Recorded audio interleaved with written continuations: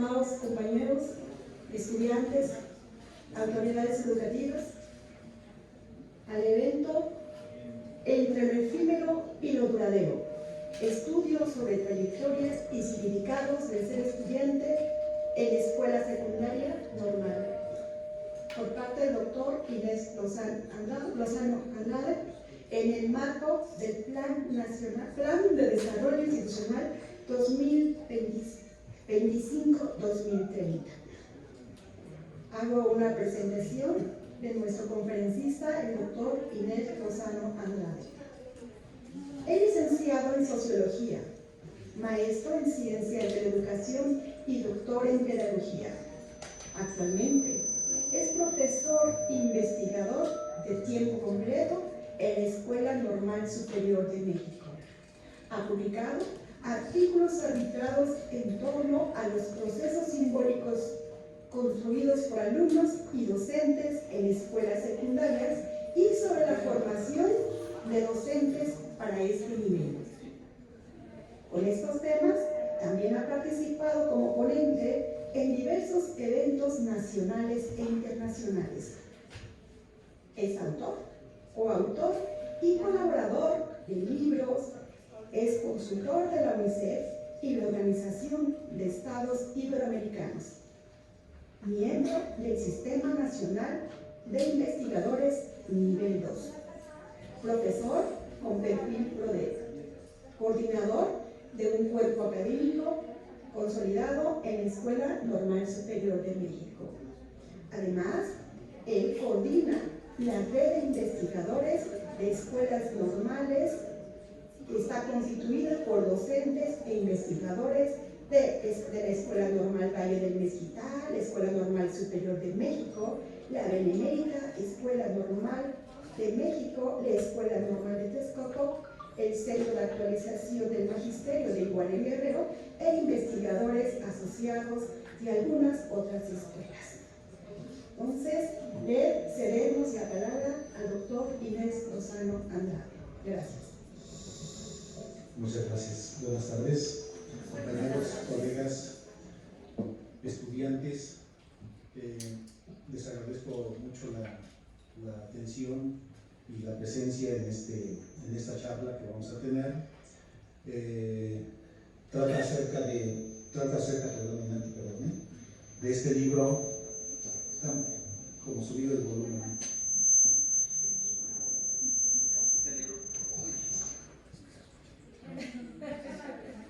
Ya lo saqué mejor. ¿Sí? Ahí está bien.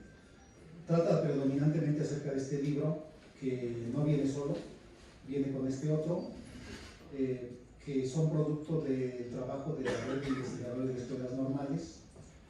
Y voy a platicarles un poco acerca del origen de los textos y del contenido de los mismos, y obviamente de algunos elementos teóricos y metodológicos que van siendo desarrollados al respecto. En primer lugar, debo de mencionar, para hablar de este tema de estudiantes de escuelas normales, que en 2006 publiqué mi segundo libro, y que fue producto de mi tesis doctoral en la UNAM, en Pedagogía, como doctor en Pedagogía. El libro se llamó así, Normalistas contra Universitarios o Técnicos contra Rudos. Tenía que ver con la teoría y la práctica de la formación del docente de secundaria, desde sus representaciones sociales. Las representaciones sociales son una teoría que permite analizar cierto tipo de fenómenos. La tesis no se llamaba así, se llamaba de una manera más aburrida, ¿no? Muy aburrida, pero el título se lo puse de esta manera porque pues, es una cuestión comercial, ¿no? Y en ese trabajo de investigación, en ese libro, yo planteaba y encontraba que los maestros de secundaria siempre estaban mencionando así de manera uniforme, estandarizada, en las entrevistas que tuve con ellos, que el principal problema al que se enfrentaban como docentes de ese nivel era la indisciplina de los alumnos, el mal comportamiento de los alumnos o el desinterés de los alumnos hacia los contenidos y la escuela y la materia en cuestión. Era común, era un factor común ¿sí? Todos decían lo mismo. Excepto uno que me dijo que él no tenía ningún problema con maestro de secundaria, y por cierto que esa entrevista la eliminé porque ni siquiera tuvo respuestas amplias, es una cuestión metodológica, pero la mayoría de los entrevistados sí mencionaban ese asunto. En esa tesis y en ese libro analicé qué pasaba con el docente de secundaria en términos de su práctica, y llegué a algunas conclusiones interesantes, pero me quedó la inquietud de qué tipo de alumnos son los que están llegando a la escuela secundaria en la Ciudad de México. Así que me di a la tarea posteriormente, en esta labor de investigación, de indagar, de buscar alumnos de secundaria y plantearme problemas al respecto.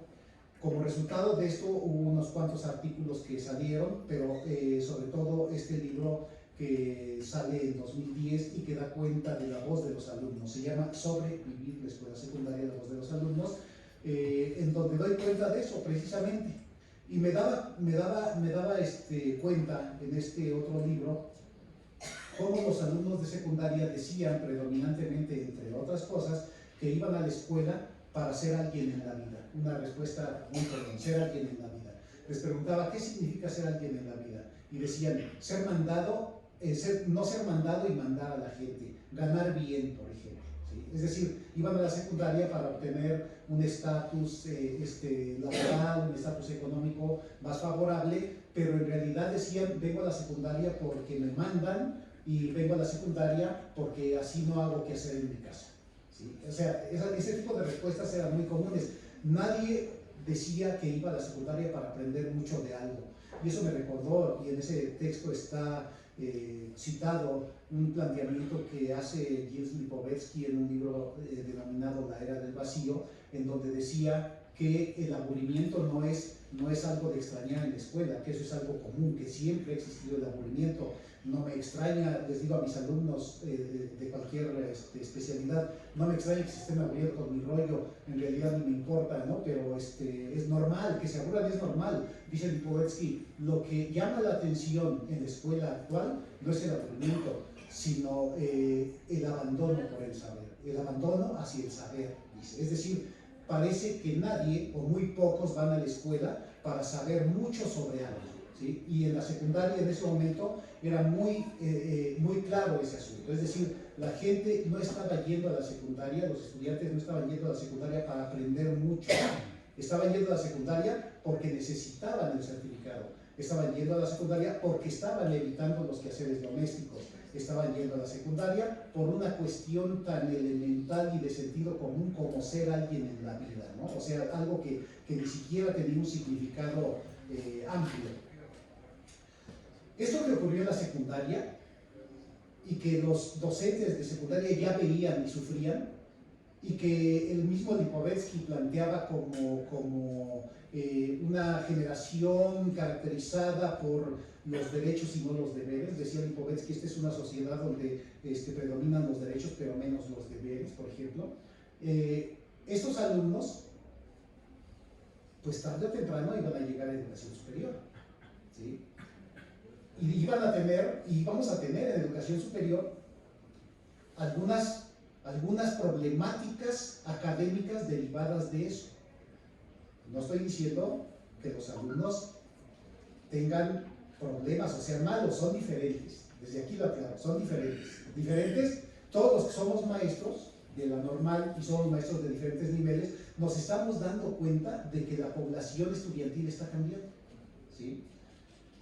Recuerdo que cuando estaba yo elaborando esos textos, leí un estudio en Brasil, se hizo en Brasil, no se ha hecho en México, lástima, de representaciones sociales de docentes de educación básica sobre el buen alumno. Y era muy interesante, ¿sí? Los docentes decían, el buen alumno es cumplido, es responsable, es disciplinado, es limpio y es bonito, o bonita. Sí, o sea, no sé qué significa eso, pero era interesante. Es decir, no había respuestas que se refirieran, por ejemplo, a que fuera crítico, que fuera buen lector, que fuera muy participativo, etc. Para los maestros, lo importante de ser docente en ese contexto era que los alumnos fueran cumplidos, que fueran disciplinados, ¿sí? Entonces, pareciera ser que inclusive eso en la escuela secundaria era o sigue siendo un elemento a seguir, el control de clase, ¿no? Tienes buen control de clase, qué buen maestro eres, todos están callados, eres maravilloso, ¿no? A lo mejor ni están aprendiendo nada, o están, como decía un autor que hablaba de la televisión y de cómo la televisión en aquel tiempo generaba lo que él decía el sueño insomne, ¿no? O sea, como las redes ahora, ¿no? Es como el sueño insomne es estar despierto pero dormido, ¿no? Y estaban más o menos en esa lógica. En ese sentido, es como se me generan inquietudes de seguir analizando, pero ahora en este nivel de escuela normal. ¿Por qué? Porque me percaté más adelante, todavía estoy hablando un poco de esa historia y de cómo fui configurando esta temática, de que yo como sociólogo, a mí me dejan muy pocas veces las materias de observación práctica y todo eso, porque no soy bueno para la práctica, ¿no? Cuando menos esa idea tengo yo y tienen los demás. Entonces me dejan impartir asignaturas teóricas, gestión escolar, teorías pedagógicas, cosas de ese tipo. Y alguna vez se me ocurrió preguntarles a los alumnos que fueron mis alumnos, cuando ya terminaron un mes después, ¿qué teorías te acuerdas que vimos? Y el silencio era la respuesta. Eso fue un poco decepcionante, ¿no? Eso, o sea, es algo que dice Dwight Mills en la imaginación sociológica acerca de la inquietud y que plantean otros autores. Uno investiga lo que le duele, lo que le ha molestado, ¿sí? Si alguna vez me dijeron, ¿a poco no las ciencias sociales son de relleno? Yo era maestro de ciencias sociales, ¿no? Me dicen, ¿qué onda? ¿Sí? Ahora me dicen, pues no me acuerdo de ninguna teoría, ¿sí? Y hice un trabajo que tenía que ver con cómo los estudiantes de escuelas normales usan la teoría en la práctica. Y el resultado era bastante desalentador, es decir, decían, la teoría no es importante, los maestros nos dicen que el maestro se hace en la práctica, la teoría pues a veces sirve, pero además no sabían de teoría. ¿Sí? O sea, era bastante desalentador y eso fue configurando más y más mi interés por estudiar más a fondo a los estudiantes de escuelas normales y más aún cuando también en otro tipo de trabajo me percato de que en estas escuelas es difícil que los estudiantes desarrollen un hábitus investigativo porque no es importante investigar. ¿Sí? Para los estudiantes de escuelas normales no es importante investigar y eso lo saben en muchos lugares del país, en instituciones de educación superior. Se menciona mucho esa carencia, digamos, aparente que se tiene. Yo diría que esa aparente es una cuestión de desarrollarse ya, ¿no? Pero recuerdo que estuve yo en el comité de ingreso del posgrado de pedagogía en la UNAM hace muchos años y se decidía de manera personal quién iba a ingresar al posgrado. Y cuando decían, está fulano de tal, ¿de dónde, de qué escuela viene? Decía un colega que muchos de ustedes conocen, se llama Ángel Díaz Barriga. ¿Sí? Decía, ¿de dónde viene? Pues de la normal. Ah, no, esos no saben investigar. Que se vayan a la pedagógica. Y no entraban. ¿Sí? Entraban los egresados de las universidades o si acaso de las UPNs.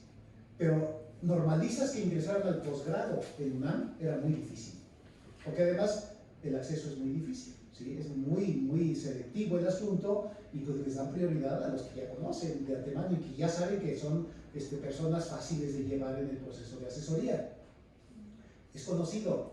Yo recuerdo que un colega que conocemos ambos, que se llama Juan Manuel Piña, decía en una charla que los docentes normalistas, las autoridades normalistas, en cuanto tienen lana, lo primero que hacen es invitar a los universitarios a que les den conferencias, ¿no? O sea, los normalistas invitan a los universitarios y los universitarios van a regañar a los normalistas, ¿no? Porque eso me ha tocado ver, ¿sí? Es que ustedes no investigan, ustedes tienen investigaciones muy aguadas, es que ustedes les falta metodología, les falta... Y bueno, pues es eso, ¿no? Hay una mirada de que esto ocurre dentro de las escuelas normales y eso me estaba inquietando también, ¿sí? Creo que ya no puse la otra, ¿sí? Además de eso, me percaté, fíjense, yo no sé, colegas, compañeros docentes de este turno, porque como yo estoy en la mañana, a lo mejor es otra realidad. Hace un par de años llegué a un grupo por primera vez, no lo conocía el grupo, y observando al grupo me percaté de que habían desaparecido de su mesabanco cuadernos y libros. Es más, ya nadie lleva libros, o muy pocos. La otra vez les pedí a mis alumnos que investigaran qué era la sociología, pero que llevaran libros. Y era tan raro ver libros en las bancas, ¿sí? Traen su celular, ¿sí? Todos tenían su celular, pero ya no había cuaderno, ya no había libros, ya no había plumas, ya no había nada. Todos tenían su celular. Como si el celular pudiera hacer todo, y lo hacen todo, ¿sí? Porque son hábiles, lo hacen todo con ello, pero en vez de tomar notas, toman fotos, por ejemplo, ¿sí? Pero, por cierto, que un estudio reciente que me platicaron, no me consta, no lo he leído, lo aclaro para que no me pregunten sobre él, me lo platicó un médico, revela que escribir y tomar notas habilita secciones en el cerebro que hacen que uno mantenga la atención. Pero no tomar notas o tomar foto del celular no habilita esas secciones. De ahí que venga también un problema de atención poco focalizada o dispersa. Yo no soy psicólogo ni nada, no quiero hablar de eso, ¿no? Nada más lo menciono porque ya hay estudios que recientemente están hablando acerca de las repercusiones que tiene el uso del celular y de otro tipo de elementos dentro de la formación y dentro de la educación de las personas, ¿no? Uno mismo ya tiene repercusiones importantes por cómo usa los aparatos, ¿no? Estos cambios en la cultura no solamente se manifestaban en la ausencia de libros o en la ausencia de copias, que por cierto tienen significados distintos, ¿no? Por ejemplo, yo les digo a mis alumnos, van a leer un libro, ¿cuánto cuesta? No, pues 200 pesos, barato, ¿no? Es baratísimo. Así como que, ¿le meto dinero a mi celular o le meto dinero a mí? Sí, o sea, hay como un jaloneo de intereses diversos en donde las cosas pues se tienen que decidir. No es una cuestión de que se decidan directamente por lo académico. ¿Por qué? Porque ya están acostumbrados a una serie de satisfactores que inclusive son inmediatos, ¿no? Y que tienen que ver con la nueva generación. No es una cuestión personal, es un espíritu de los tiempos, lo llamaba Hegel y lo voy a mencionar más adelante.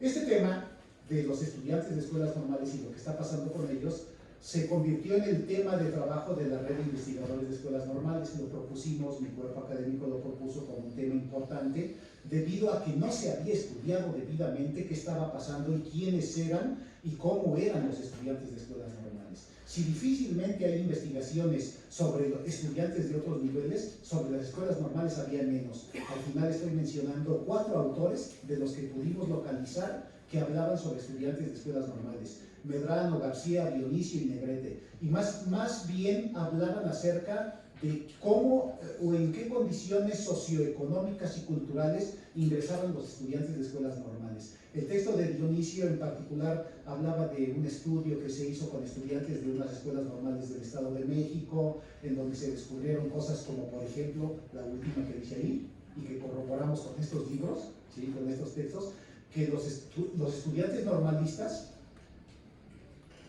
tuvieron 2 o 3 opciones de escuelas antes de la escuela normal, ¿sí? Y que esta es la tercera, en promedio, 2 de cada 3 no quisieron la escuela normal en primera opción, ¿sí? Y eso es importante. ¿Cómo trabajamos con personas que no han querido ser docentes? No es que no podamos, es que tenemos que adaptarnos a las circunstancias. Las escuelas normales, inclusive está un poco documentado este asunto, son escuelas que nacen para satisfacer las necesidades de construcción del Estado-Nación, de la posrevolución, ¿sí? Y que en esta construcción del Estado-Nación se abrieron las puertas a personas de escasos recursos para que estudiaran la escuela normal y que se convirtieran en docentes, y de esa manera promover la movilidad social, ¿sí? Eso fue muy bueno, porque tenían plaza, salían de la pobreza las personas, ¿sí? Y eso fue muy bueno, hasta que llegó Peña Nieto, ¿no?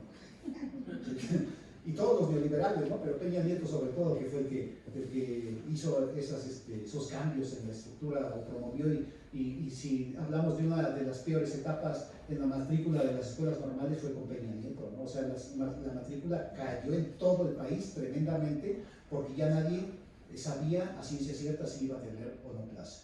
En esta lógica, por ejemplo, los autores reiteran que la docencia está feminizada, depende de la escuela, depende del nivel. Por ejemplo, en nivel secundaria parece un poco a lo que ocurre en las normales, están más o menos parejos hombres y mujeres los docentes, pero en nivel primaria y preescolar la feminización es tremenda. Las escuelas normales, como por ejemplo las de jardín de niños, tienen como 99% de matrícula femenina, ¿sí? Y esto tiene que ver con un asunto histórico también, ¿sí?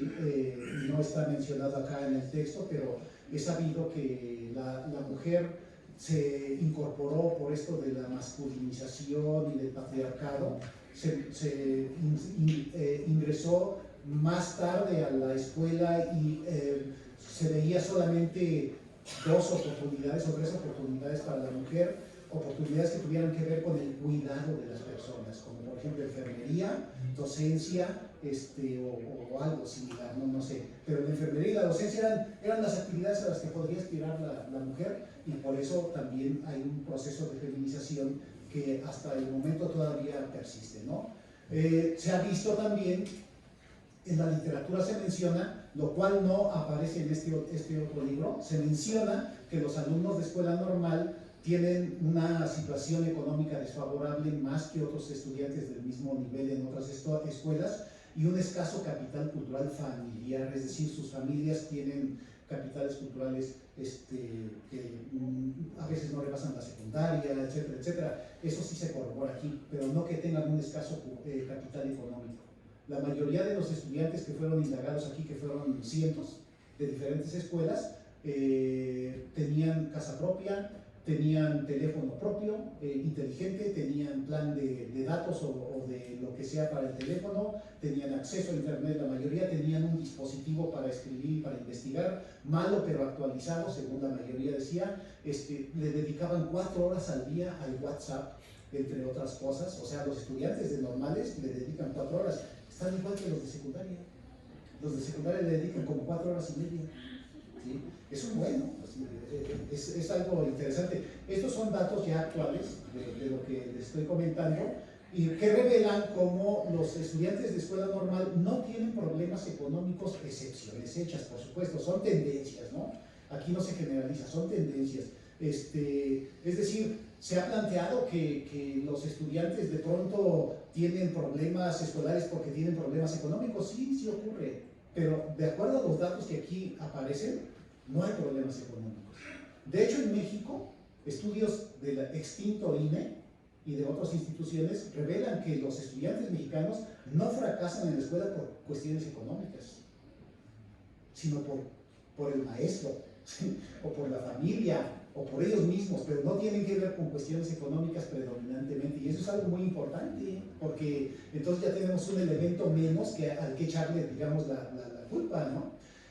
Por otro lado, y eso es también muy relevante porque se corrobora en los estudios que siguen acá en este libro y en este otro, la mayoría de los que se dedican a la docencia y estudian en una escuela normal tienen familiares que se dedicaban a la docencia, ¿sí? Tíos, primos, sobrinos, lo que sea, papás sobre todo, ¿no? Se habla más de tíos y tías. Algunos de ellos mencionan aquí, no tantos, pero sí muchos, ¿sí? Como un 10%, según recuerdo, mencionan que estudiaron la escuela normal o se metieron a la escuela normal por imposición de los padres, ¿sí? O sea, no eligieron solitos ingresar a la escuela normal. Entonces, ya hay una serie de elementos interesantes. Uno podría decir, bueno, entonces ya los estudiantes de escuela normal no vienen por vocación, porque la docencia siempre se ubica con la idea de la vocación, ¿sí? Voy a ser docente y quiero serlo por vocación, ¿sí? Pero la vocación es un concepto escurridizo. La vocación la trabaja, que yo sepa, por primera vez Max Weber, sociólogo, en un libro que se llama El político y el científico, en donde dice que el sacerdote, el docente y el político casi siempre tienen un llamado interior. una vox interior, la vox vocación, ¿sí? Vox de vocación. Y que esa voz interior le dice, sé maestro, ¿sí? O sé sacerdote, ¿no? ¿Sí? Y que este llamado interior lo manifiestan las personas a través del juego infantil, por ejemplo, de que les gusta enseñar a los demás desde niños y les dijeron, tú deberías de ser maestro, eres bueno para enseñar y bueno, ese llamado interior como que los lleva, ¿no? Y la vocación, decía Pentti Fanfani y Max Weber, tiene que ver con un sentido de sacrificio y gratuidad como misioneros. Sacrificio y gratuidad. Bueno, eso ya no existe. O sea, todo el mundo estudiamos algo para sacar lana, ¿no? Para tener algo, ¿no? Y obviamente nos va gustando. Pentti Fanfani habla de una vocación adquirida, más que de una vocación de nacimiento, ¿no? O sea, ahí en el camino la vamos agarrando, tal vez el gusto por la docencia, etcétera, etcétera, ¿no? Pero esto de que los alumnos de normal ingresan a la normal por vocación, si pensamos en que 2 de cada 3 intentaron o querían ser otra cosa, como lo vamos a ver en el estudio, ¿sí? Pues no es tan válido, es como ocurre en cualquier otra carrera, pues no es que yo quería ser físico matemático, por ejemplo, ¿no? Y estudié sociología y miren qué ámbitos tan diferentes, ¿no? Y tan lejanos, ¿no? O sea, hay cosas que me parece que tendríamos que revisar, ¿no? Por otro lado, sí. Por otro lado, tenemos que considerar que la juventud, en una especie de marco teórico que estamos realizando, que realizamos dentro de esta red y de estas investigaciones que aparecen aquí en estos textos, estamos considerando que los estudiantes de escuela normal son jóvenes. Y eso es una obviedad, ¿sí? Para todos nosotros parece una obviedad, pero la juventud es una construcción social. Cuando les digo a mis alumnos, la realidad es una construcción social, mis alumnos se quedan, entonces estamos viviendo en la Matrix. O algo así, ¿no? Es como una construcción que nos hacen y que estamos viviendo una ilusión. No, lo que pasa es que nacemos en una familia, en un contexto, en un país, con una cultura, nos van diciendo lo que es correcto, lo que es incorrecto, lo que debemos hacer, lo que no debemos hacer, cómo lo debemos hacer, cómo debemos sentir, cuándo debemos sentir, etcétera, etcétera, etcétera. Esa es la construcción. La construcción se nos hace y nos parece que es normal. La juventud es una construcción social que nace en cierto tiempo de la historia y que sigue persistiendo. Por ejemplo, la secundaria, ¿no? Yo me asombraba cuando leía a Andy Hargreaves, un libro que se llama Una educación para el cambio, donde planteaba en pocas páginas que la secundaria nace para los ricos, para los hijos de los ricos, y después se la trasladan a los hijos de los no tan ricos para entretenerlos mientras hay trabajo, ¿sí? Y mientras se forman en algo, ¿sí? Es decir, las escuelas en buena medida han surgido para formar a la gente y con esa idea de la formación, porque esto es muy interesante, se les va diciendo lo que deben hacer, sentir y pensar de manera correcta, ¿sí? Entonces, la juventud es una construcción social, pero es distinta en cada contexto. En este estudio, en este trabajo, en este libro, hay estudios que se realizan en el Valle del Mezquital con jóvenes indígenas, estudiantes indígenas. Viven la juventud de manera distinta. Los jóvenes indígenas tienen quehaceres, tienen labores, y se les perdona que hagan las labores para que vayan a estudiar, pero en cuanto regresen, tienen que hacer sus labores. Son labores de campo, ¿sí? Tienen que ir a recoger la cosecha, tienen que ir a sembrar, tienen que cuidar los animales, tienen que dedicarse al negocio de la familia, etc. Por eso en ñañú se le llama persona tierna, como si fuera una persona que ya está en camino a ser adulto, pero que todavía le falta, y le dan chance, les dan hasta un permiso específico de dedicarse a ser estudiantes mientras llegan a la adultez. No es lo mismo aquí, ¿sí? La juventud se vive de manera distinta aquí. Y sin embargo hay coincidencias, ¿no? En la forma de mirar las cosas. También tienen sus teléfonos celulares, también tienen sus redes sociales, también tienen su Facebook, también les gusta el TikTok, también les gusta todo eso. Ese tiktokerismo es una cosa impresionante, ¿no? En la realidad actual y cómo repercute en los jóvenes. Otra característica de esta juventud es que se considera que se es joven mientras se está en formación. Y fíjense lo que significa eso ideológicamente hablando, ¿no? Ideológicamente hablando, quiere decir que los jóvenes son gente inmadura, que no está bien terminada, que no está bien hecha, que no está bien formada, que puede estar deforme inclusive, y que hay que darle forma. Y esto también nos lleva a pensar de manera soberbia que el docente, ¿sí?, es el Dios, ¿no?, el que tiene la respuesta, que tiene las manos artísticas para dar la forma adecuada a los estudiantes. Es decir, hay una lógica ahí un poco extraña. Se considera también que los jóvenes tienen entre 15 y 25 años su edad biológica. Sin embargo, las circunstancias cambian de familia en familia, de contexto en contexto. Seguro que en el Mezquital la adultez llega primero que en otros contextos urbanos. ¿Conocen personas que tienen 40 años y siguen viviendo con su familia y que dependen de su familia? O sea, cada vez es más común eso, porque no tienen autonomía, ¿no? No hay autonomía. La autonomía es un signo distintivo de la adultez, y cuando uno deja de ser joven y pasa a ser a esa otra etapa, ¿no? Y la diversidad cultural. Por cierto que esto de la diversidad cultural es importante. Es una característica de los jóvenes, es que son agentes del cambio. Los cambios vienen por los jóvenes, ¿sí? Tienen miradas diferentes, implementan, insertan lógicas distintas. Cuando yo me reúno con mis hijos o mi hija, aprendo música diferente, música novedosa, lugares diferentes. Si no se queda uno anquilosado, ¿no? Se le llama esto en sociología institucionalizado, ¿no? Se queda uno como metido en la institución y ya no quieres cambiar de ahí, ¿no? Cuando uno convive con jóvenes, aprende cosas novedosas y van metiendo formas de hacer, sentir y pensar diferentes. Eso es algo importante. Pero también hoy en día estos jóvenes, ustedes, los que están aquí, ¿sí?, porque todos son jóvenes aquí, ¿verdad? Están insertos en una sociedad líquida, ¿sí? Y en esta sociedad líquida, pues nada es duradero. No hay compromiso. Hay un síndrome de impaciencia.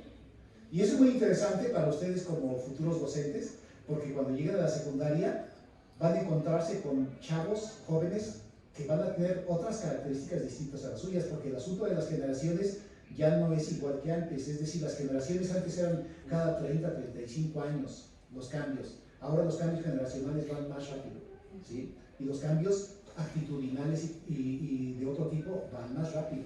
Ustedes, por ejemplo, yo los visualizo, y de acuerdo al estudio que voy a mencionar más adelante, como gente que está entre lo sólido y lo líquido, ¿no? Pero los jóvenes que ya vienen de secundaria traen otras características distintas, ¿no? Por ejemplo, ya están más naturalizados con el discurso de la violencia, de la sexualidad abierta, de la grosería abierta, del derecho a reclamar y del derecho a demandar a quien se les dé la gana por lo que se les dé la gana, por ejemplo. Eso quizá todavía no ocurre en este contexto, pero más adelante yo creo que ya voy a renunciar. No, a jubilar, no a renunciar.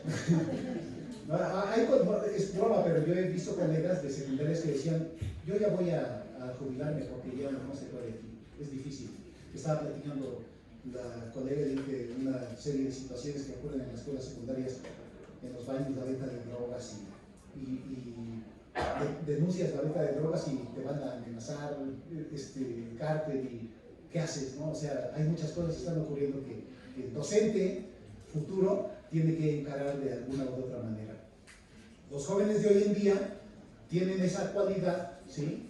Y también otra cualidad muy interesante que planteaba un autor que se llama Maffesoli, es que los jóvenes tendían a unirse a una tribu, las tribus juveniles, ¿no? La neotribalidad. Bueno, eso ya no existe. O sea, eso hace 20 años surgió. Sin embargo, ahora ya no existe. Es decir, antes los chavos eran emos, darquetos, hippies, reggaetoneros. Hoy son reggaetoneros con corrido tumbado, o metaleros con cumbiamperos, le mezclan esto con lo otro, y si no les gusta se cambian. visten de una manera que parecen, no sé, darquetos, pero escuchan corridos tumbados, por ejemplo, y les gusta la violencia, o el reggaetón, o el rap, o cosas de ese tipo. La música es muy importante en esa formación, porque la música vende los productos comerciales que además van asociados a la música, la forma de vestir, la forma de pensar, la forma de hablar, la forma de lo que venga, ¿no? Es decir, hay liquidez, ¿sí?, en la identidad del joven, porque va cambiando, y eso lo pudimos ver en los estudios, ¿sí? Voy a hablar un poco acerca de eso. Los estudios que se realizaron a partir de estas discusiones y otras más, estoy resumiendo mucho, se obtuvieron o están presentes en este par de libros que son recientes, estuvieron listos en octubre del año pasado aproximadamente, se presentaron en el Congreso del CONMI en Villahermosa, Tabasco, en 2 simposios, se presentaron en Radio UNAM el 8 de enero pasado, cuando menos este último de las nubes, y se van a presentar en la FIL de Minería, en el Congreso, en la Feria del Libro de Minería, el 29 y el 2 de marzo, es decir, son muy recientes. Déjenme decirles como paréntesis, escoger el título y la portada de un libro se me hacen muy complicados. ¿Sí ven que este tiene nubes, no? Bueno, este me gusta porque esta lo elegí yo. Este no me gusta, porque no, además ni es mío. ¿Sí? Son de otros colegas y nada más escribo yo al final de un artículo, pero la portada no me dice mucho. Este sí me gusta porque tiene nubes y tiene un título que habla de lo que yo creo y vimos que vive el estudiante de escuela normal. Está entre lo sólido y lo líquido. No es totalmente líquido, ¿sí?, si no estuviera aquí. Está en una escuela normal porque es medio sólido. Las escuelas normales son modernas, las escuelas normales son normativas, las escuelas normales surgen para crear al docente que va a formar, vamos a ponerlo así, al niño que va a ser ciudadano del Estado-Nación, y por eso las escuelas normales nunca van a tener autonomía. Dice Gilles Ferry en el proyecto de la formación docente que las escuelas formadoras de docentes nunca van a ser autónomas porque son las que se encargan de ese proceso de transmisión ideológica, económica, etcétera, para las nuevas generaciones. Es decir, ¿cómo vamos a dejar que ustedes sean libres? ¿Cómo se imaginan la vida, la forma de un estudiante de filosofía? Pues no es como la de aquí, ¿verdad? Es distinta, ¿sí? Las formas de visualizar y de hacer las cosas en una escuela normal son diferentes. Es más, una escuela normal se parece mucho a una escuela secundaria, ¿sí?, en muchas cosas.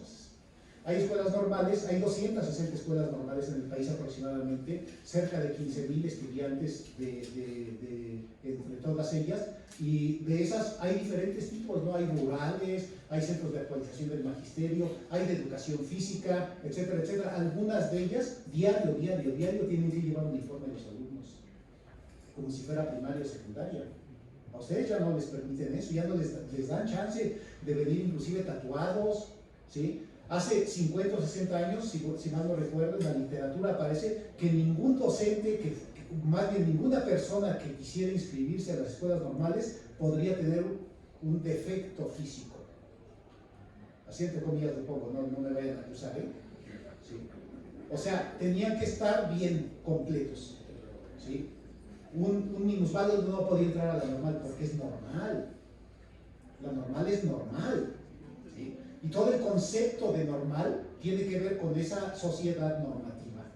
Entonces, probablemente eso pueda generar, yo no lo digo, lo dicen autores, lo estoy mencionando, no vaya a generar incomodidades. A mí me generan incomodidades, ¿no? Este es el contenido de este libro, ¿sí? Un capítulo 1 que habla acerca de la juventud desde la perspectiva psicoanalítica, un estudio teórico, un ensayo teórico, que permite tener un marco teórico. El capítulo que yo escribo y que investigo se llama La inseguridad de las perspectivas como nueva normalidad, itinerarios de los estudiantes de escuelas normales. El otro que escriben las colegas y Maricruz, La elección de ser docente, voces de los estudiantes normalistas. Otro que escribe Eduardo Mercado, se llama Ser o no ser, vocación, motivos y expectativas de ingreso a la escuela normal desde la voz de los estudiantes. Otro que se llama Trayectorias académicas de estudiantes indígenas de la escuela normal del Valle del Mezquital, significados de ser joven, indígena y estudiante normalista en el Valle del Mezquital. Y el último, significados de los jóvenes normalistas en el acompañamiento para la construcción del documento de titulación. Obviamente cada uno de estos textos aborda temáticas parecidas pero diferentes, en contextos diferentes, ¿sí? Y yo no puedo hablar de todos ellos porque no son míos, que cada autor hable de lo suyo.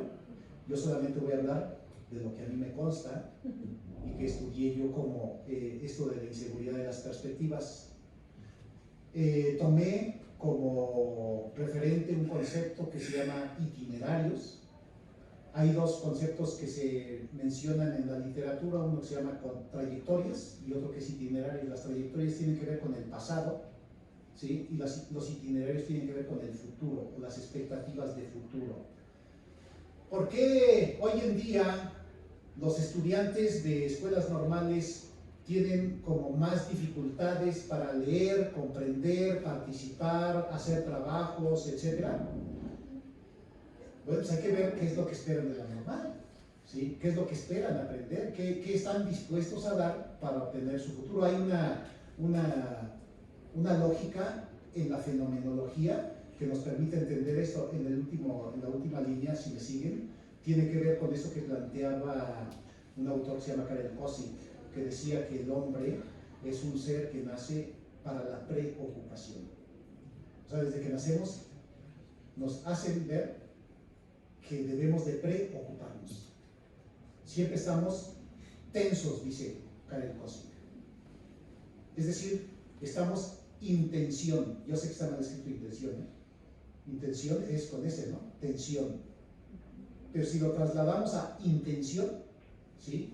Estamos hablando de que el hombre, el humano de carácter occidentalizado, siempre está preocupado por el futuro y hace lo que hace en el presente para obtener algo del futuro.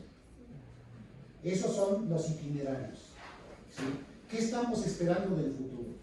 Si estamos esperando algo específico, como por ejemplo esto que decía Henry Giroux, entendí mucho de lo que decía Henry Giroux en 1996, estudios hechos en Estados Unidos, decía que los jóvenes de hoy en día, de ese momento, estaban ya acostumbrados a pensar que no iban a tener un trabajo fijo y que iban a estar saltando de trabajo en trabajo.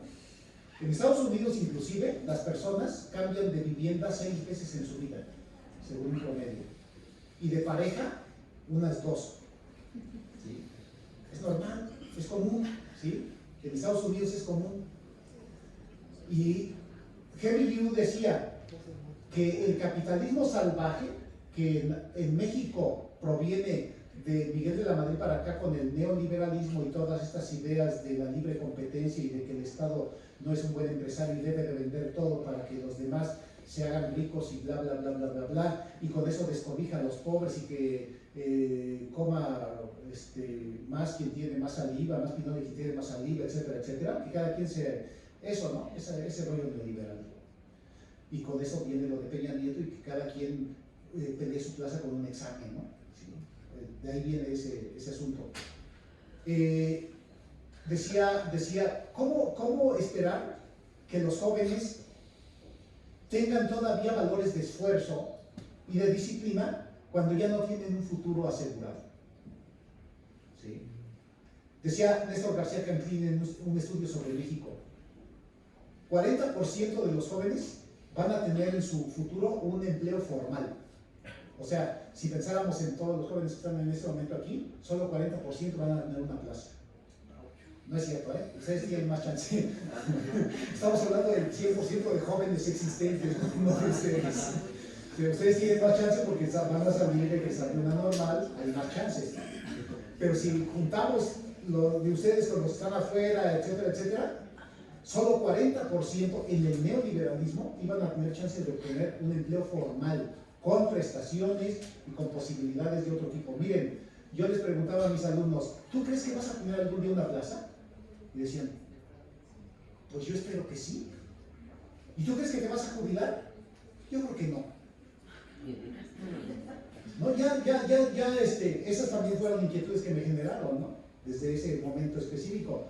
Y lo que estamos pensando es, bueno, si no tienen un futuro asegurado, si no tienen perspectivas de seguridad, como lo dice en la antepenúltima línea, en la generación líquida hay inseguridad de perspectivas y perspectivas de inseguridad.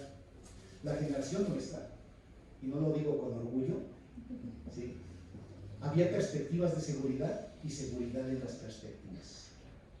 O sea, yo sabía que iba a tener un trabajo, yo sabía que me iba a jubilar, yo sabía que podía ser maestro toda la vida y que no iba a hacer un mal trabajo. Hoy ya no sabemos nada, ¿sí? Les genera ansiedad, les genera inquietud. En la mañana una colega psicóloga decía que se abren campos de investigación con estas investigaciones que tienen que ver con las ansiedades, las depresiones, los suicidios, los autodaños que se están haciendo los chavos actualmente. Cada vez hay gente joven más deprimida, ¿no?, desinteresada, etc. Habría que analizar qué es lo que está pasando, porque bueno, el sistema social tiene mucho que ver, el sistema económico social tiene mucho que ver con esta situación. Y bueno, lo que yo indago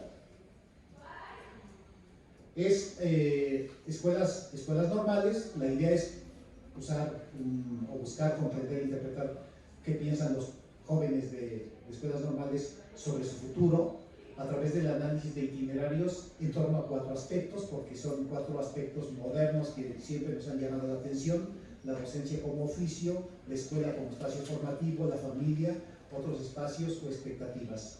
Se seleccionaron 5 escuelas normales y se recopilaron 52 cuestionarios de las diferentes escuelas.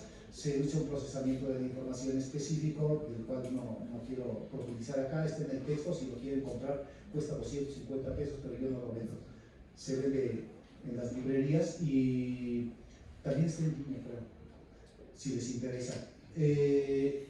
Además de otros estudios, los resultados son interesantes. ¿Sí? 1. Con respecto a la familia, la mayor parte de los estudiantes, o más bien la mitad y la mitad con respecto a la familia futura que van a formar, están entre lo sólido, o sea, mantener las viejas instituciones familiares tal cual, ¿sí?, papá, mamá, hijos, o cuando menos mamá, hijos, o papá, hijos. Había un cuate que tenía hijos, ¿sí?, se los dejó la mujer. No voy a lanzar y la mitad no querían tener familia. Ya le preguntamos a los jóvenes de aquí de la escuela, ¿piensan que van a tener familia? ¿Quién quiere tener familia? Yo no. Y más o menos dicen esto, miren, esto que dice aquí un testimonio. No es algo que pretenda formar o tener al salir de la escuela, no es algo que me sea vital. Quiero tener la satisfacción y libertad de siempre decidir quedarme o irme de algún lugar que simplemente no me haga sentir cómoda. ¿Ven la fluidez? La fluidez, ¿sí?, en su pensamiento. Mi prioridad es mi felicidad y el hedonismo, ¿sí? El hedonismo es importante. La generación actual, como decía Bauman, tiene el síndrome de la impaciencia.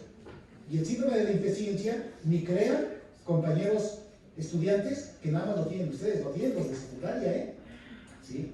El síndrome de la impaciencia es lo que le llama Hargreaves el yo ilimitado. Quieren todo ya, de buena manera y sin esfuerzo, ¿sí? ¿O no es cierto? A ver, no es cierto, díganme. Pues, ¿hay reprobados en la escuela secundaria? Ya no hay. Ya no existen. Decía, hace mucho tiempo, decía un chavo, un sobrino mío, decía, no, pues son 5 evaluaciones, o no me acuerdo cuántas eran, pero eran 5. ¿Sí? Y decía, pues, en la primera no hago nada, en la segunda hago cualquier trabajo, en la tercera me esfuerzo más y después ya no hago nada tampoco. Y ya sacó 6. Y eso cuando todavía reprobaban, ¿sí? Ahora ya no reprueban nadie. Eso es satisfacción inmediata de los deseos, ¿sí? Y bueno, la normal, dije, parece una secundaria grandota, para allá vamos. No se los digo, es un secreto a voces. No lo vayan a tomar muy en serio, porque va en juego su formación, ¿no? Aquí es lo importante, que va en juego su formación. Entonces, esta síndrome de la impaciencia, que se manifiesta también en el TikTok, se manifiesta en el YouTube, pero más en el TikTok, es un fenómeno tremendo. Videos cortos, agradables, llamativos y que no me hacen pensar. ¿Sí? Lo que está generando, según los neurofisiólogos, es que el cerebro está ya acondicionado a segregar sustancias del placer. Y cuando ya no segrega las sustancias del placer, como cuando están en una clase aburrida o en una conferencia aburrida, sufren, se desatiende, se les dificulta. Es lógico, les digo que hasta yo lo vivo también. Yo antes podía concentrarme leyendo un libro 2, 3, 4 horas y ahora ya duro como 20 minutos, porque ya estoy hipertextualizando y saltando. ¿Sí? La formación permanente, la escuela como institución sólida. Todos los estudiantes creen que deben de seguirse actualizando en una escuela. ¿Sí? Eso es muy importante. Pero la mitad quiere seguir estudiando algo que tenga que ver con la docencia o la educación, y la otra mitad quiere estudiar otra cosa, que era su verdadera vocación. Por ejemplo, voy a estudiar la carrera de Ciencias del Deporte y Fútbol con el fin de cumplir uno más de mis sueños.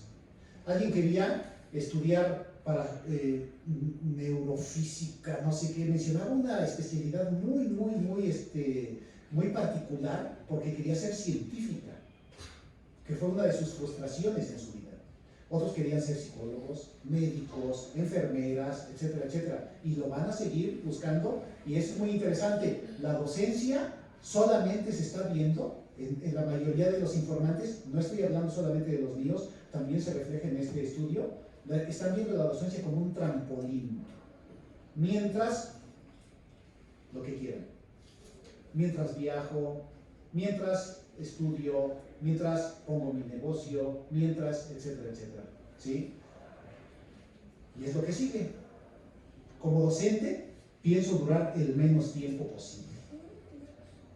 Me gustaría trabajar en el extranjero, no necesariamente de profesor, como guía extremo de turistas o algo que implique mucha comunicación con personas del extranjero. Solo 2 de los 50 y tantos que logré decían que querían ser maestros toda la vida. Ya los demás dicen, mientras. Es una ocupación de tránsito, es un escalón, ¿sí? Un escalón, un peldaño que va a permitir alcanzar otros objetivos, ya sea viajar, ya sea estudiar, o ya sea, no sé qué más. Simplemente hay gente que inclusive ya no, aunque queden seleccionados en el examen y estén ya trabajando, no duran porque no les gusta. Ya no les gusta, punto. ¿Sí? Aunque hayan estudiado en la normal, no estoy hablando nada de otras escuelas.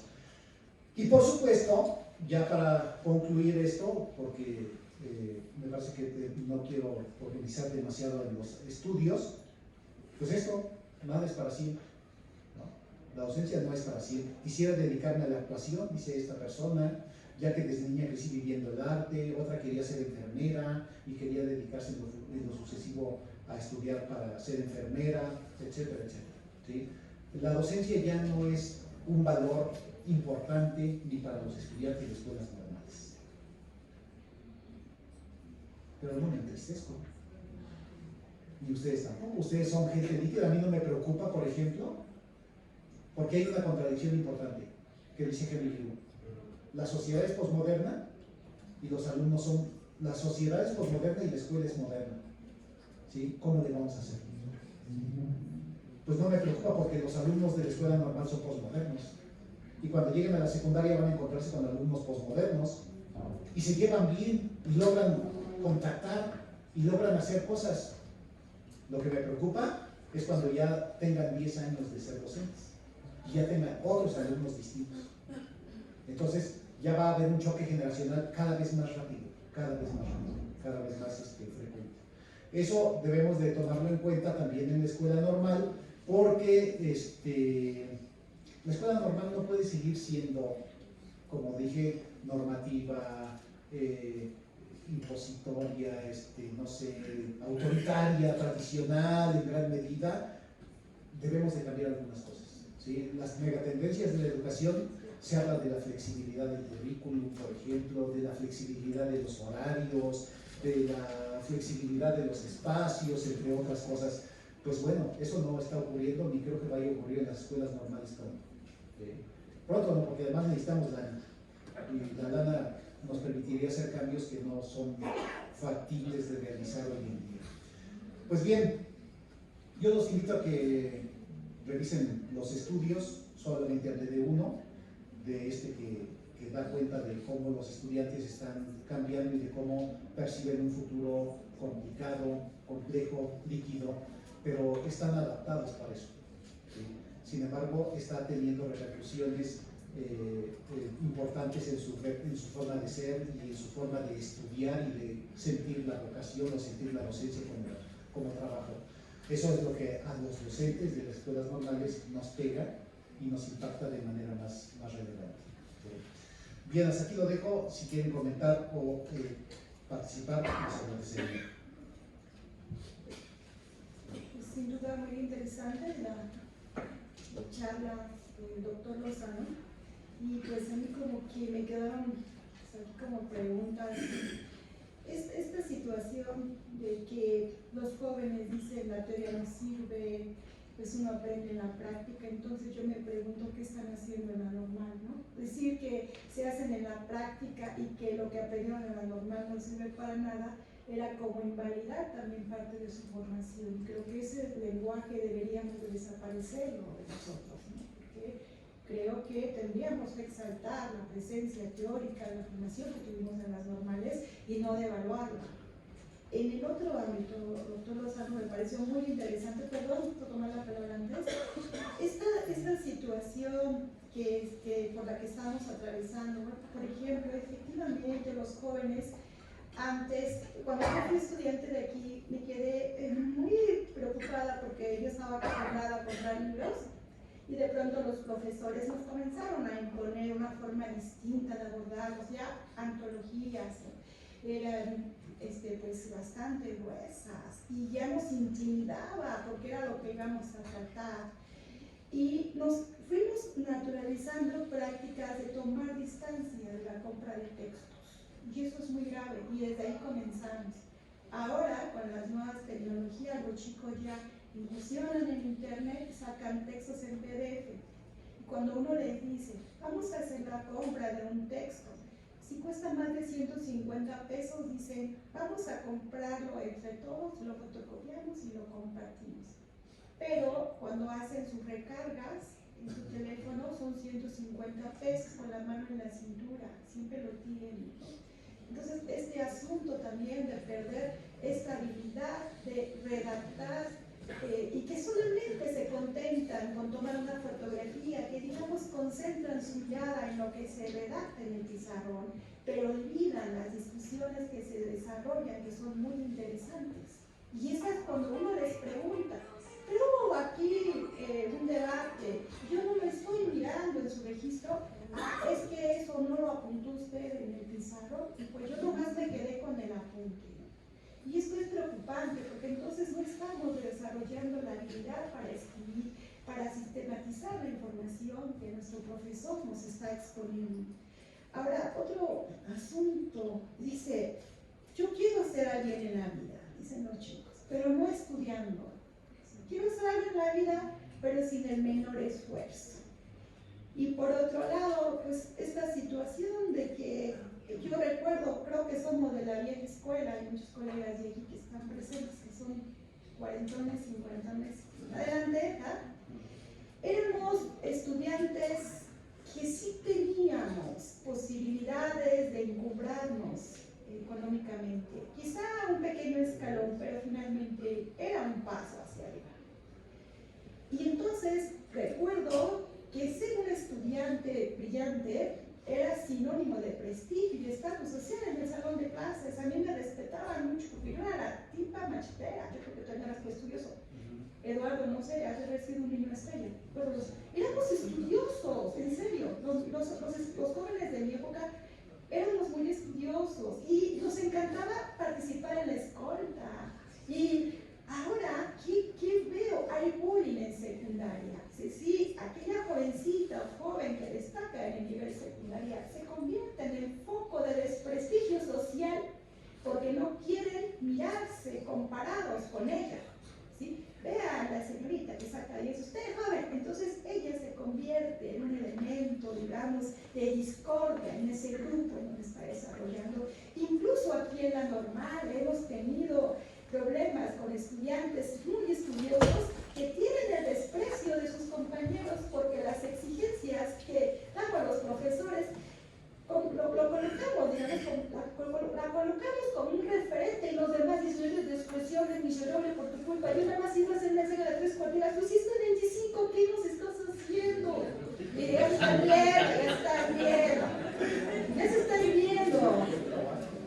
Sí, y es tremendo. Entonces las muchachas aplicadas y los chicos aplicados pues son la peste del salón de clases actualmente, ¿no?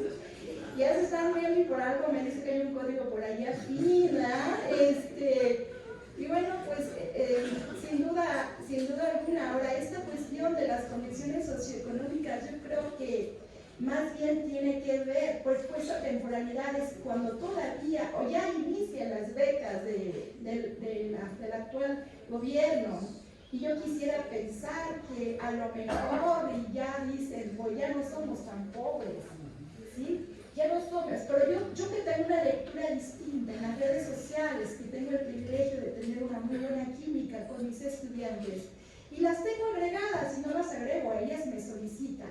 Y yo miro sobre todo el contexto físico donde se están desarrollando, y no son las condiciones, digamos, mejores, digamos, los hogares de nuestros jóvenes que están trabajando, son todavía de origen humilde. Son de origen humilde. De 10 estudiantes, si acaso uno se mira que pareciera que sí tiene un ambiente dentro de la casa, es bello, regular, pero la mayoría de nuestros jóvenes egresados que son docentes no son personas que pudieran presumir que tienen una economía, digamos, muy densa. Y bueno, pues ahora sí ya le concedemos la palabra a nuestro querido expositor. ¿Hay una pregunta? Adelante, maestro. Adelante, profesor. Primero agradecer la exposición del doctor.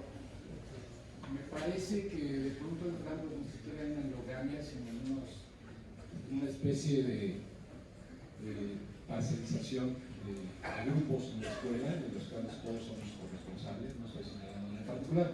¿Por qué este prefacio? ¿Por qué esta cuestión? Porque este tipo de estudios muchas veces, aún a los maestros que tenemos interés en este tipo de situaciones, nos pasan, como se dice vulgarmente, de strike, o sea, no los conocemos. Y yo hablaba el otro día con mis compañeros de la necesidad de recuperar la identidad del normalismo, pero no a través de porras o de mismos impostados, sino a través justamente de recuperar esa sapiencia que sí la hay en la institución, o que la ha habido, y que por alguna razón se ha ido perdiendo o diluyendo. Pero que al escuchar estas palabras, este tipo de obras, uno recupera esa fuerza en sí mismo, lo obliga o lo motiva a caminar hacia adelante, ¿no? Entonces, es una primera parte. La siguiente parte, cuando se habla de esa escuela secundaria grandota, me parece que es algo en lo que yo siempre he insistido y que es muy fácil de detectar cuando uno pasa en los salones y se ven los trabajos tan pegados, ¿no? Ayer justamente en un grupo les decía, ese trabajo de los alumnos secundarios, no, maestro, es de aquí, ¿no? Entonces, esa tendencia que tenemos a hacerlo todo aparentemente en esta tergiversación de la didáctica, muy didáctico, y poner esos trabajitos ahí, las líneas del tiempo, y una serie de cuestiones en donde confundimos la verdadera pedagogía, la verdadera educación, con el uso pues, de estrategias, si le quiere llamar así, llamativas, y que muchas veces hacen que nos quedemos en esa cuestión de práctico, desvinculado de lo teórico, ¿no?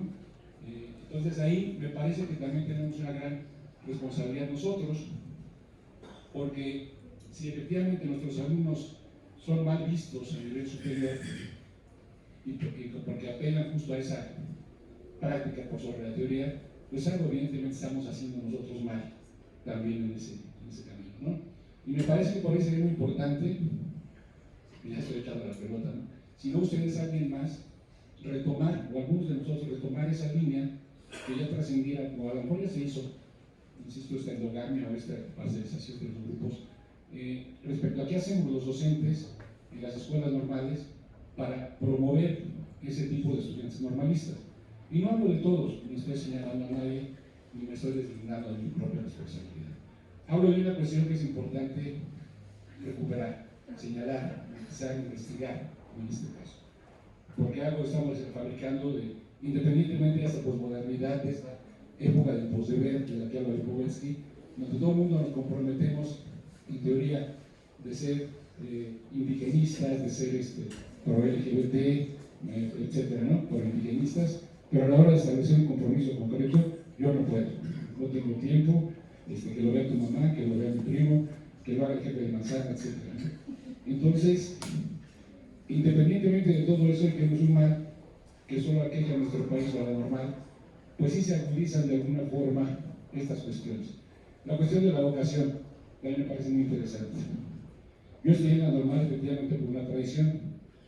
En mi familia pues, viene desde el siglo XIX los normalistas.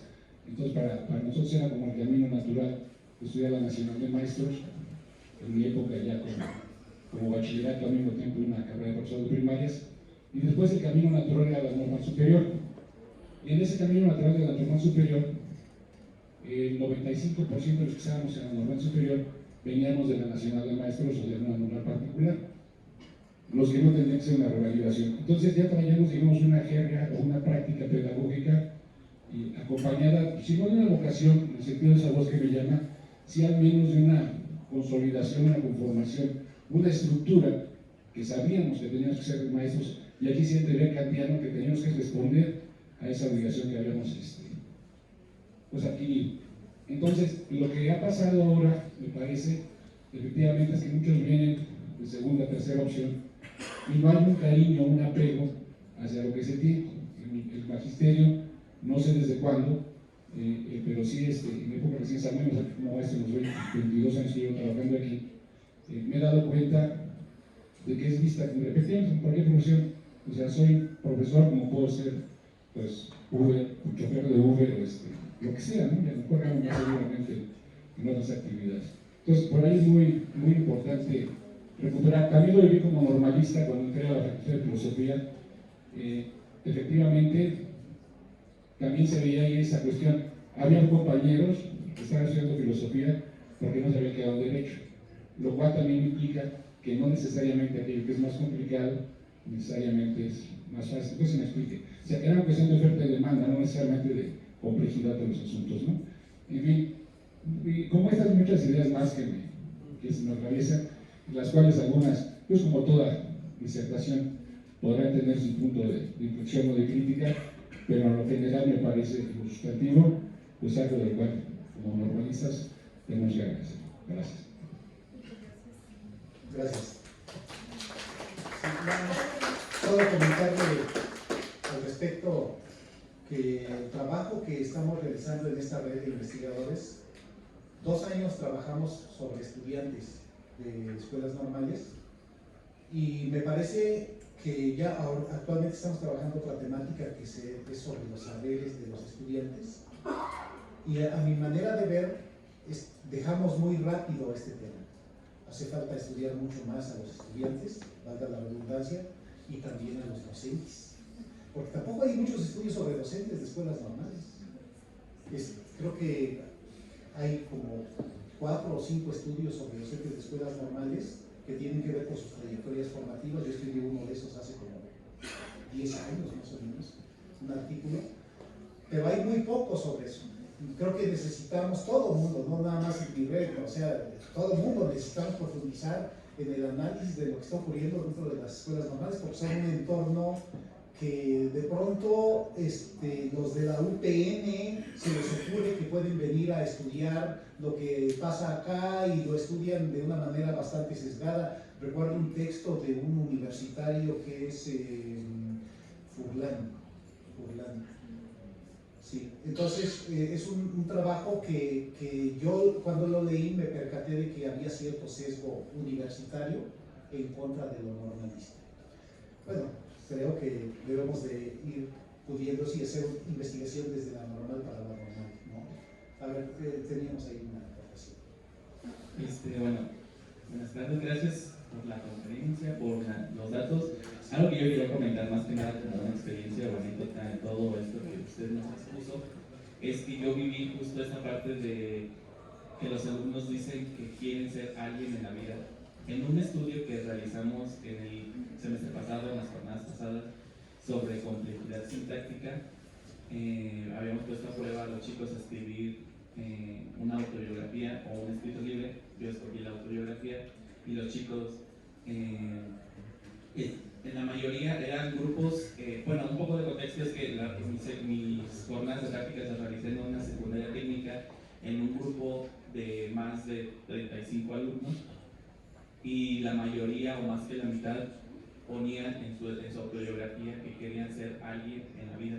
Y de un estudio cuantitativo en donde yo solamente iba a analizar su complejidad sintáctica y su forma de redactar, me percaté que podría salir algo cualitativo, que es esto de por qué los chicos tienen este pensamiento de ser alguien en la vida, porque ya son alguien, ahorita son alguien. Yo lo veo en ese pensamiento como más filosófico, y justo ahorita con todos los datos y los resultados que usted obtuvo en su investigación, que no es lo mismo a un estudio, justo no sé, hasta lo podría tomar como algo de un referente para mi documento de titulación.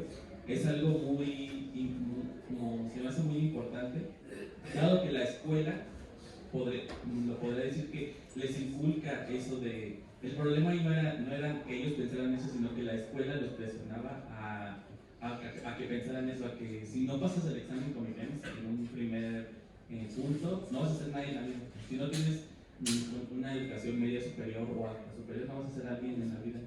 Cuando, pues sí se podría, no sé, pero hay demasiados puntos todavía por abordar, pero sin embargo me gustó y quise decirlo porque es algo que yo pude vivir en mis prácticas, y viéndolo ahora con su perspectiva de usted y todos los datos que nos pudo proporcionar, es algo todavía más interesante y con todo un trasfondo por detrás, que podría ser ellos, podría ser su familia o la escuela, los mismos que presionan a ellos a presionarse, y es donde ya entra todo este ámbito de la ansiedad, bueno, todos estos puntos de la ansiedad, de la depresión, porque les exigen demasiado a un punto en donde dejan de ellos de ver la escuela como un lugar para aprender, porque como dice usted, no, muy pocos responden, yo voy a la escuela a aprender o no sé, a que me enseñen, sino que van porque no quieren estar en sus casas. Y es todo. Gracias. Muchísimas gracias. Adelante, maestro. Buenas tardes. Doctor, pues de principio, muchas felicidades por su trabajo. Gracias. Sí, muchas felicidades por su trabajo. Yo creo que los resultados, que son lo más importante de lo que hoy nos expone y que los tenemos aquí al final, deberían ser un motivo de esa formación normalista que usted está planteando. Nadie aquí en la escuela, por lo menos alrededor del currículum, habla de cómo integrar la docencia a la familia. No hay reflexión sobre eso. No hay reflexión sobre qué es lo sólido, lo líquido a través del tiempo. Por los comentarios de la doctora, es bonito tratar de que los chicos sigan leyendo, perfecto, pero hoy los tiempos son diferentes.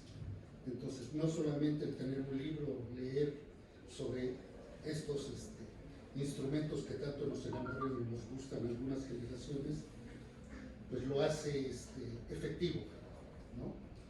Debemos también de pensar que lo sólido y lo líquido, cuando nosotros fuimos jóvenes, era líquido para nuestras generaciones anteriores. ¿Qué están haciendo? No están haciendo lo que ellos querían que hiciéramos. Entonces, hay un proceso importante de adaptación tanto de nuestros alumnos como de nosotros maestros. La formación permanente.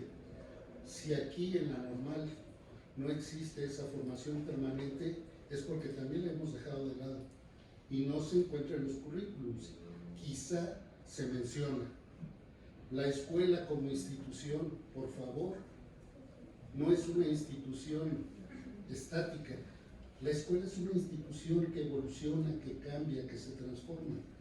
Y nuestra escuela sigue arrastrando desde el siglo XIX el mismo modelo. Entonces, estos resultados creo que son un punto de referencia para otro tipo de ideas, para otro tipo de prácticas. Se habla de la práctica y hoy se habla de ejecución. No es la práctica, es lo que planeas, es lo que programas y cómo lo ejecutas. Si no ejecutas lo que planeas y lo que programas, ¿qué carambas estamos evaluando? La práctica en las escuelas secundarias a las que van mis compañeros, caramba, parece que estamos jugando a la escuelita. Yo soy el maestro, les llevo el material didáctico, hago mi presentación y no me importa si los alumnos aprendieron o no. Simplemente yo hice mi trabajo, me lo firmaron, regreso aquí perfectamente contento de que la hice bien en la escuela. Trabajo y vocación, si no están integrados, ¿cómo esperamos que esto tenga una consolidación a la hora de las escuelas, a la hora de los cambios, a la hora de la clase, a la hora de las tareas, a la hora del reflexionar en el metro, en el camión, en el camino a casa? ¿Qué estoy haciendo? ¿Cómo va mi desarrollo? Carrera docente y otras aspiraciones no están negadas aquí en nuestra escuela. Tendrían que ser integradas y esa integración nos la da la diversidad de especialidades que tenemos aquí en la escuela normal. Creo que estos resultados son un punto del cual partir para todos, alumnos, maestros, los mismos compañeros administrativos, proponer cambios no de un día para otro, eso no es posible, ni por decreto se puede hacer. Tenemos aquí el problema de la cuarta transformación y pues no es por decreto, pero los maestros del servicio no la alcanzan a comprender, mucho menos nosotros que vamos a la mitad del camino entre que nos formamos en dónde, en qué plan, en qué programa. Entonces, sí sería importante, compañeros, tomar en cuenta los resultados del doctor y pensar cómo podemos mejorar cada una de estas situaciones, cómo podemos darle un nuevo sentido a esta educación normal de la que quisiéramos estar realmente orgullosos, cuando los mismos alumnos o a veces los propios compañeros maestros se avergüenzan de trabajar en una escuela normal. Entonces, ese es mi punto de vista. Le agradezco mucho.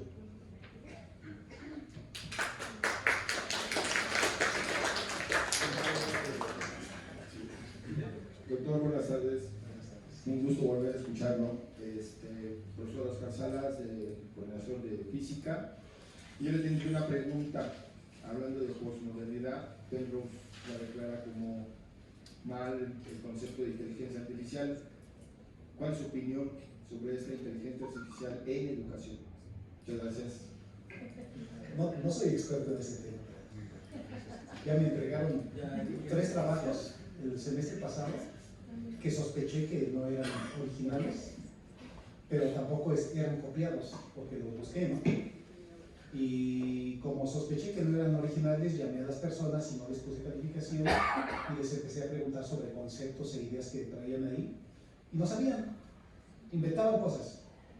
Entonces, pues les di otra oportunidad, porque tampoco pueden reprobarlo, ¿no? Todas van a pasar en algún momento.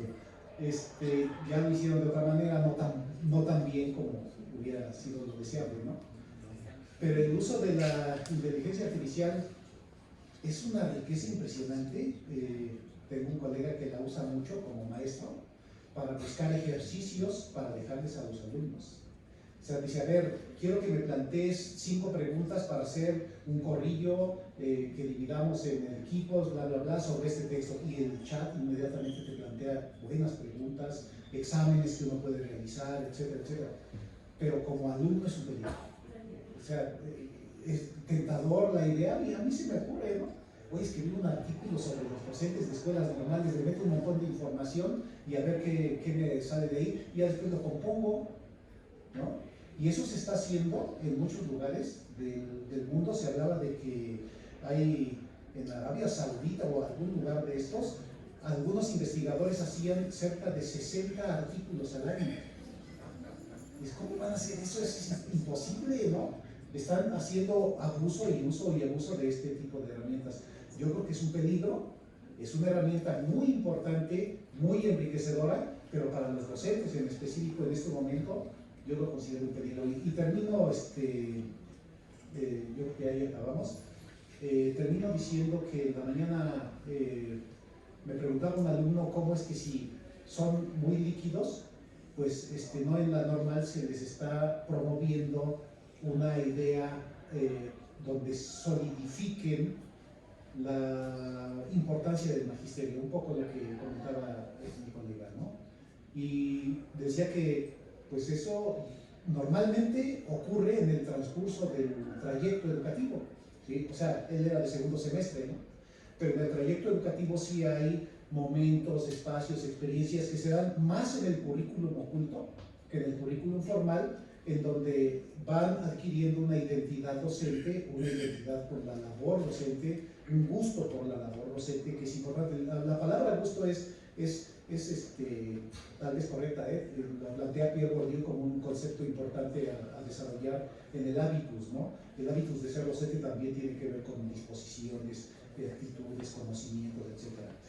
Y también mencionaba que, puesto que las normales no pueden cambiar, ni las secundarias pueden cambiar, ni ninguna institución puede cambiar tan rápido en este país donde no hay dinero ahorita para nada, ¿sí? Y además la disposición para hacer los cambios pertinentes, en donde haya flexibilidad de todos los tipos y haya grupos de 15. En la OCDE en promedio, un grupo de educación básica tiene 16 alumnos y en México tiene 34, ¿sí? En promedio, ¿sí? Estoy hablando en promedio porque ustedes saben que en secundaria hay de 50 para arriba, ¿no?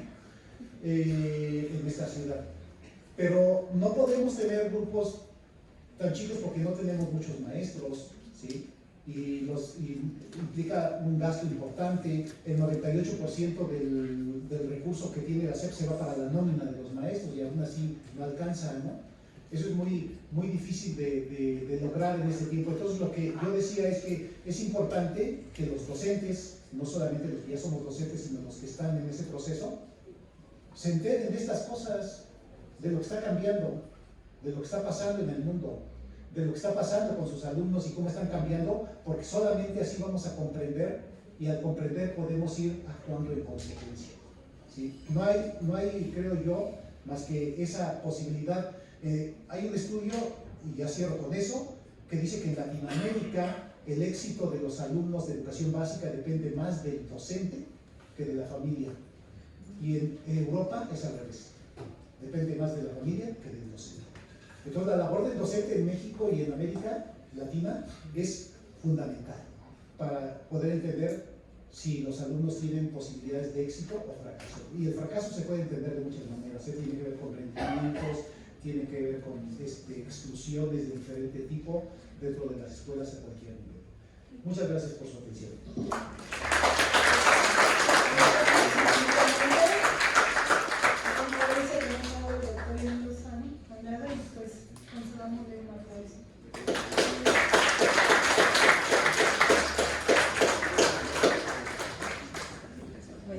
Pues buenas tardes a todos. Me voy a permitir leer la constancia que vamos a hacer entrega y agradecimiento a la vez al doctor Inés Lozano Andrade.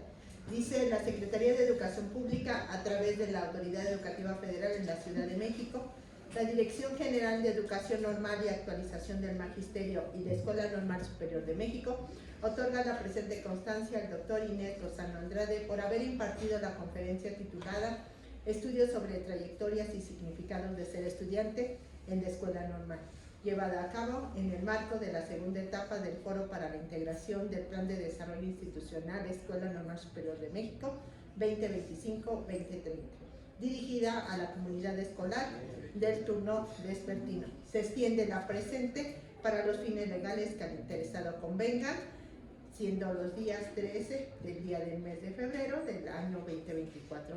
Y firma la doctora Mercedes Takagi Carvajal. Un aplauso, por favor.